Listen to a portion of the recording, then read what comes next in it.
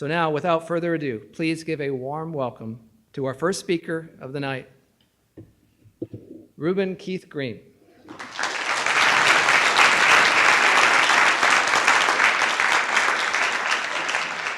For a lot of my career, I was a rule breaker, so I'm going to break one right now.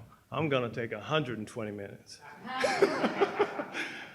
I joined the Navy in 1975 against my father's wishes. My father had spent about 15 or 16 years in the Navy. He'd been a paratrooper in the Army. He had served in Korea. He had his jump wings. And he told me when I told him I was going to join the Navy, no, I'm not signing the papers for you to join the Navy. The Navy is too racist. And the only time I ever saw my father afraid in his life was when I told him I was joining the Navy. I said, no, Admiral Zumwalt changed that. Admiral Zumwalt was the Chief of Naval Operations from 70 to 74, and he dragged the Navy kicking and screaming into the 20th century. He had lots of tradition to overcome when he did that.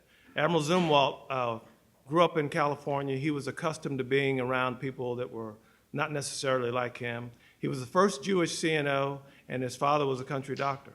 That man is the reason that I joined the Navy. I love the Navy because of what I saw in him and what I saw him doing as far as the Navy was concerned.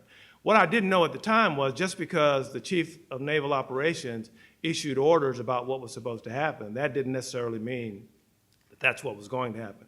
I ran into a rude awakening once I hit the Navy. After about 9.5 years, through a lot of hard work, in my spare time, I got my commission, and that's when I was in the real Navy. I had almost 10 years in the Navy before I served on my first ship, and it was quite an awakening. You never saw a happier ensign in your life than the day I took my picture with that ensign uniform on. Why did I write this book? I wrote this book because I'm concerned about what's happening in our society right now, and that also is reflected in the Navy. In many ways, our society seems to be going backwards, and I'm concerned about that because the Navy draws its people from society. Every problem you have in society is also reflected in the Navy.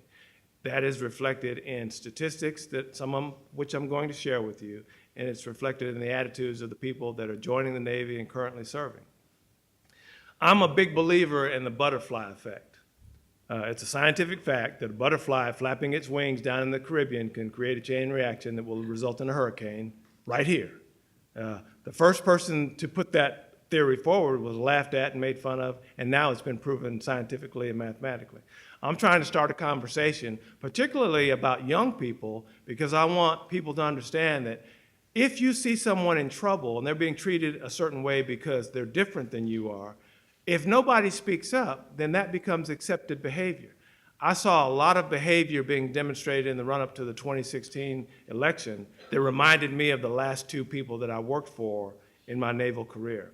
I was what you call a hot runner. I was one of those guys that was out front early, doing all the right things, taking the hard jobs, doing what the Navy paid me to do, which is assume greater responsibility and protect the country.